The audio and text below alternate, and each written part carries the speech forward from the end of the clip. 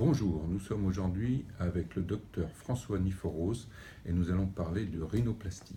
Alors, deux techniques majeures en rhinoplastie, la rhinoplastie chirurgicale et la rhinoplastie médicale, c'est-à-dire à base d'injections d'acide hyaluronique et de fillers, quoi. C'est le domaine d'expertise en chirurgie esthétique le plus ancien et le plus reconnu de la clinique du docteur François Niforos qui se trouve à Lyon. Il est depuis toujours passionné par cette intervention qu'il considère comme la plus emblématique de l'art esthétique. Il est d'ailleurs tout autant diplômé en ORL qu'en chirurgie plastique, esthétique et reconstructive, et il a pendant son cursus bénéficié de l'enseignement de l'un des services les plus réputés au monde pour la chirurgie esthétique et reconstructrice du nez à Chicago. Tout ceci lui a valu d'être membre de la très sélective Rhinoplasty Society of Europe depuis 2012. Aujourd'hui, son activité chirurgicale s'adresse autant à la rhinoplastie secondaire qu'à des rhinoplasties de premières intentions. Alors la première question pour le docteur François Niforos est pourquoi le nombre de procédures aujourd'hui en rhinoplastie augmente-t-elle autant? Bonjour Thierry. La rhinoplastie a toujours été un geste chirurgical largement pratiqué puisque c'est une intervention très ancienne. Néanmoins, que constate-t-on aujourd'hui? On constate un vrai rajeunissement de la demande de nos patients. Et quand je dis un vrai rajeunissement, c'est-à-dire un rajeunissement des patients qui ont 16, 17, 18 ans. Alors évidemment, quand ils ont 16 ans, on les fait patienter et on est malgré tout sur une très nette augmentation. Pourquoi? Parce que cette génération est la génération des réseaux sociaux. Et qu'aujourd'hui, les gens se rencontrent un petit peu physiquement et confirment la rencontre ensuite par Facebook, réseaux sociaux, les selfies qui sont très importants. Et ces selfies, ces photos que l'on prend avec son téléphone, que mettent-ils en évidence? Évidemment, ils mettent en évidence le visage en gros plan, et le moindre défaut apparaît gênant aux yeux de l'individu qui se voit comme ça sur son téléphone, mais aussi ces selfies, ces photos mettent en évidence le volume du visage, les creux, les pleins et les ombres. Et le nez, qui est la clé de voûte du visage, vient créer les volumes, vient créer la projection du visage. C'est la raison pour laquelle, au-delà du fait que le nez a toujours été une préoccupation importante pour l'esthétique du visage, il est renforcé aujourd'hui par ces relations et on voit une explosion de la demande chez les jeunes. D'accord. Alors, est-ce qu'on peut aborder la rhinoplastie chirurgicale, le déroulement, comment ça se passe, dans quelles conditions, etc. La rhinoplastie chirurgicale demeure aujourd'hui la principale intervention sur le nez. C'est 90-95% des corrections que l'on apporte sur le nez. Pourquoi? Parce que cette demande, comme je venais de le dire pour les réseaux sociaux et pour le rôle de l'image, la demande est une demande de diminution. Diminution du volume, rectification d'un nez tordu, une pointe trop ronde, trop globuleuse, des narines trop importantes, ou une base du nez qui est trop large. C'est-à-dire qu'on est toujours dans le trop et jamais dans le pas assez. Et à partir du moment où on est dans le trop, il faut réduire. Et quand il faut réduire, nous n'avons que la chirurgie pour corriger la structure cartilagineuse et osseuse du nez. C'est la raison pour laquelle c'est la plupart du temps une chirurgie qui est pratiquée plutôt que des injections. Alors, on parle de mèches dans le nez. Est-ce que c'est une technique révolue aujourd'hui? Les fameuses mèches. Alors, les fameuses mèches, on ne devrait plus les utiliser. On utilise aujourd'hui des éponges qui ressemblent aux éponges que l'on met dans le nez des enfants lorsqu'ils ont des petits saignements et qui sont là. Pourquoi?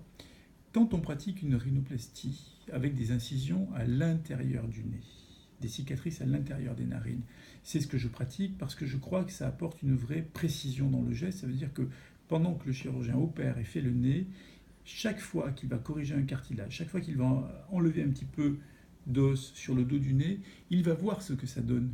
Alors que quand on pratique une voie ouverte, où le chirurgien fait une petite cicatrice là et soulève la peau, il ne corrige les cartilages et l'os qu'au jugé en disant ça sera mieux comme ça, mais il a beaucoup de mal. Même si on retire un peu la peau comme ça, on a beaucoup de mal à voir l'impact. C'est l'avantage de la voie fermée ou endonasale sur la voie ouverte. Et quand on fait cette voie fermée, on est obligé de mettre pour la première nuit 2 petites éponges dans les narines pour colmater un peu le saignement, petites éponges qu'on enlève le lendemain matin. Alors, dans le même domaine, y aura-t-il une attelle? L'attelle est là, oui, il y a une attelle, elle est là pour 8 jours, c'est-à-dire que je dis à mes patients, vous porterez pendant 8 jours une attelle. Fini les grands plâtres. Le grand plâtre qui faisait une barre sur le front, qui descendait, ça c'est terminé, puisque le geste chirurgical est devenu beaucoup plus précis et moins agressif. Donc on n'est plus obligé de mettre ces grands plâtres. On met une petite attelle en métal. Alors les hommes qui ont vu des matchs de rugby connaissent bien ça, parce que c'est ce qu'on met parfois aux joueurs de rugby sur le terrain lorsqu'ils se sont cognés. C'est une petite attelle en métal, couleur chair, du métal souple, qui vient pincer le nez pour deux raisons. Tenir la peau, qui a été un petit peu décollée à certains endroits pour laisser passer l'instrument du chirurgien, et puis aussi les os du nez qui sont des os fins, qui ont été fragilisés pour pouvoir les pincer et faire un nez plus fin, plus droit. On les maintient en position 8 jours pour leur laisser le temps de consolider, de rester dans cette position-là. Avec la rhinoplastie chirurgicale, on a un résultat définitif au bout de combien de temps? Alors ça, c'est la grande question. Et le patient est un patient par définition. Donc dans la rhinoplastie, il faut savoir que le résultat définitif, le vrai résultat, celui qui après demeurera pour toute la vie, est obtenu après plusieurs mois, entre 6 mois et 1 an, en fonction du travail qui a été fait, en fonction du cas, en fonction de la peau. Par exemple, les peaux épaisses mettent beaucoup plus de temps à livrer le résultat que les peaux fines. C'est entre 6 mois et 1 an. Néanmoins, il ne faut pas que ça soit un argument derrière lequel se cache le chirurgien. Au bout de 8 jours, quand on enlève la telle, le nez doit être beaucoup plus joli qu'avant et on doit voir les grandes lignes de ce nez, à quoi il va ressembler. Parce qu'un nez qui n'est pas beau à 8 jours ne sera pas beau à 6 mois, ne sera pas beau à 1 an. Alors, la grande nouveauté de ces dernières années, c'est ce qu'on appelle les fillers, les injections d'acide hyaluronique, et c'est utilisé aujourd'hui pour la rhinoplastie. On appelle cela la rhinoplastie médicale. Est-ce que vous pouvez nous en parler? Bien sûr, parce que c'est une technique qui est venue s'ajouter à ce que l'on pouvait faire auparavant. Alors, la rhinoplastie médicale, c'est une rhinoplastie par injection. Injection de quoi? Acide hyaluronique la plupart du temps.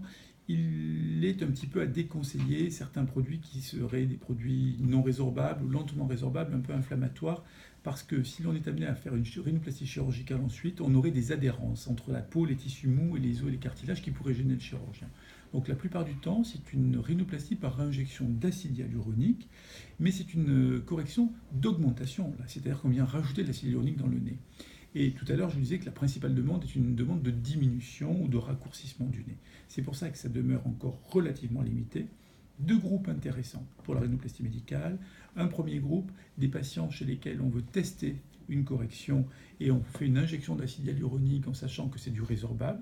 On teste le patient voit si ce que l'on a fait lui plaît et on pourra, 1 an après que l'acide hyaluronique ait commencé à diminuer, pratiquer la chirurgie. Ou alors, deuxième groupe, des patients qui ont eu déjà une chirurgie et pour lesquels le nez présente un petit défaut. Et alors, ce petit défaut ne mérite pas que l'on reprenne une chirurgie, ce sont des défauts minimes. Un exemple, une petite trace, la peau a collé sur un cartilage à un endroit, il y a un tout petit creux et le patient trouve que ça crée une petite asymétrie. Dans ce cas-là, on met un petit peu d'acide hyaluronique dans le creux, on vient le combler, le tour est joué et très souvent, on se rend compte qu'après 2 injections à 1 an et demi d'intervalle, on n'a plus besoin de refaire cette injection. Alors, qu'est-ce qu'on entend par rhinosculpture? Alors, la rhinosculpture, c'est un grand débat aujourd'hui, et il y a 2 choses importantes. La rhinosculpture, c'est pratiquer une rhinoplastie avec des instruments fins, précis, motorisés. Alors, ils vont vibrer dans certains cas, ils vont utiliser les ultrasons dans d'autres cas. C'est une philosophie, c'est-à-dire avoir un geste précis à un endroit précis avec des instruments adéquats. Ça, c'est très bien, c'est pratiqué depuis plusieurs années. C'est un outillage que tout chirurgien spécialisé en rhinoplastie doit avoir dans son bloc opératoire, mais il ne faut pas il ne faut pas faire un sophisme ou un faux raisonnement. C'est-à-dire que même si on a le bon outillage, c'est le chirurgien qui fait la rhinoplastie. Et l'exemple souvent que je donne à mes patients, je leur dis, c'est pas parce que vous avez une voiture de Formule 1 dans votre garage que vous êtes un pilote de course. Et il faut faire très attention. Donc en dernier recours, c'est le chirurgien qui fait l'acte. S'il a de bons instruments, tant mieux. Et s'il n'a pas les bons instruments, on voit. Alors on a un certain nombre de questions justement. C'est une des premières, c'est qu'est-ce qu'un chirurgien spécialisé en rhinoplastie? Alors, le chirurgien spécialisé en rhinoplastie, ça n'existe pas et ça existe en même temps. Ça n'existe pas, c'est-à-dire qu'il n'y a pas de diplôme particulier. C'est-à-dire qu'à partir du moment où on est chirurgien plasticien, reconstructeur, chirurgien de la face, ORL, on peut pratiquer des rhinoplasties. Le chirurgien spécialisé en rhinoplastie, c'est un chirurgien qui doit avoir la double casquette. C'est-à-dire que c'est un chirurgien qui doit pouvoir corriger esthétiquement la pyramide nasale, mais c'est aussi le chirurgien qui doit savoir corriger la fonction du nez. Car le nez a une fonction qui est une fonction respiratoire importante. Et les gens qui ne respirent pas bien par le nez savent bien à quel point ça peut jouer dans leur vie de tous les jours. Ça veut dire que c'est un chirurgien qui doit être capable de traiter une déviation de cloison, qui doit être capable de voir un scanner des sinus avant la rhinoplastie et pouvoir dire attention, là vous avez des polypes, là vous avez une sinusite, il va falloir faire ceci, il va falloir faire cela, et pas seulement enlever du cartilage ou de l'os pour faire un petit nez. Donc cette vision globale à la fois fonctionnelle, versant ORL, et esthétique, versant chirurgie plastique qu'il faut avoir. Alors, deuxième question, que veut dire rhinoplastie secondaire? Alors, la rhinoplastie secondaire, c'est la rhinoplastie que l'on est amené à pratiquer sur un patient qui a déjà subi une rhinoplastie. Le patient vient nous voir et il considère que le résultat n'est pas satisfaisant ou que le résultat est même, que le nez est même moins beau après la première rhinoplastie qu'avant.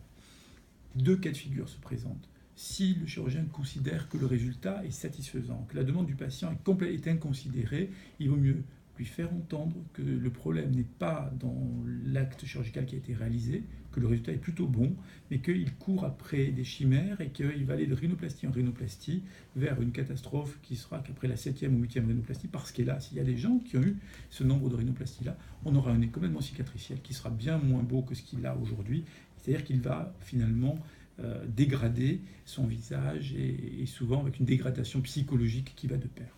Donc il faut éviter de les opérer. En revanche, le patient équilibré qui vient nous voir en nous disant « Regardez docteur, j'ai été opéré » et vous, en tant que chirurgien, vous constatez que le nez est loin d'être parfait, qu'il présente des défauts manifestes, on peut à ce moment-là reprendre une chirurgie correctrice qui fait souvent appel à des greffes de cartilage, greffes que l'on va parfois prendre sur le cartilage de l'oreille, parce que c'est le cartilage le plus facile à atteindre, et qui nous permet de reconstruire le nez.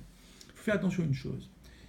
Lors de la première rhinoplastie, on dit que le chirurgien fait 80% du résultat, la cicatrisation 20%.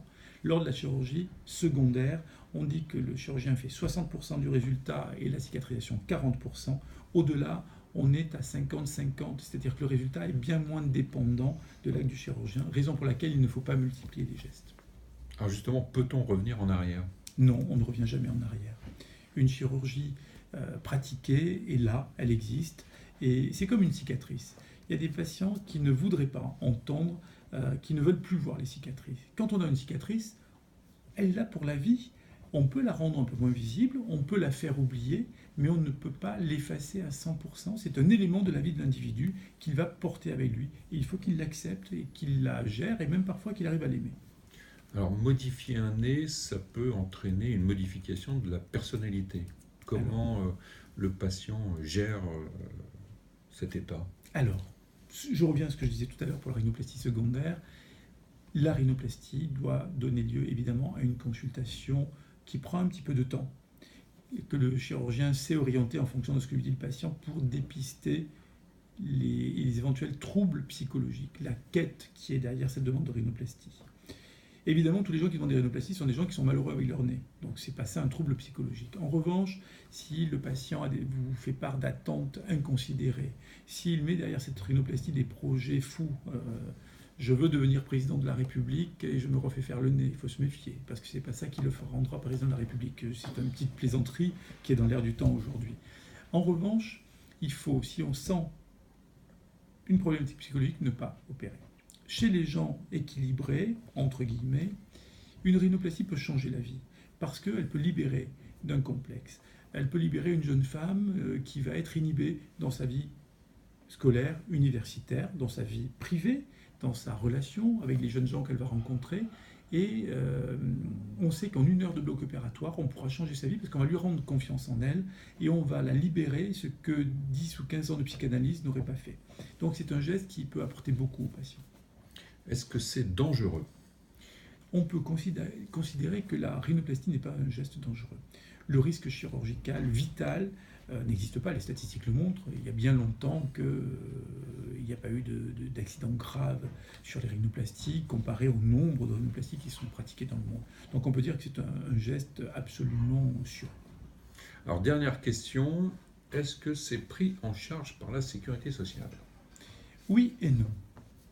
Il faut être très honnête sur la rhinoplastie. Quand le chirurgien est amené à pratiquer un geste sur la cloison nasale parce qu'il a dépisté une insuffisance de la respiration, avec un retentissement sur l'état de santé du patient, des sinusites à répétition, des angines parce que la personne respire par la bouche et qu'elle fait des angines à répétition, on peut demander à la sécurité sociale de prendre une partie qui est la partie du geste chirurgical qui consiste à rétablir une bonne respiration. Quand il s'agit d'un acte esthétique pur, la personne qui vient nous voir, qui respire bien, et qui nous demande simplement de corriger son nez parce qu'elle trouve que sa pointe est trop large ou trop tombante, on est dans le domaine esthétique et là, il n'y a aucune prise en charge par la sécurité sociale. On vous remercie, docteur François Niforos. Je rappelle que vous exercez dans votre clinique à Lyon et que vous avez été également le premier créateur de ce que vous avez appelé un Médispa. Est-ce que vous voulez, pour conclure, en dire un mot? Je veux bien, alors un mot bref.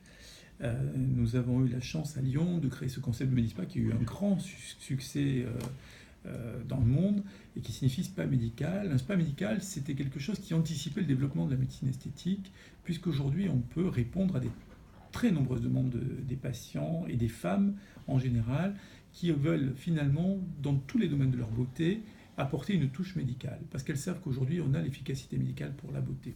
C'est d'ailleurs la même chose pour la cosmétologie. Aujourd'hui, les marques de cosmétiques vendues en pharmacie s'envolent, alors que celles qui sont vendues en parfumerie ont beaucoup plus de mal. Les femmes recherchent de la médecine dans leur beauté. Et le spa médical, c'est l'équivalent d'un institut ou d'un spa dans lequel on va faire des soins du corps, soins du visage, sauf que dans les protocoles ou les soins qui sont apportés, ils sont faits avec des composants de médecine esthétique pour les rendre efficaces. Merci beaucoup pour toutes ces précisions.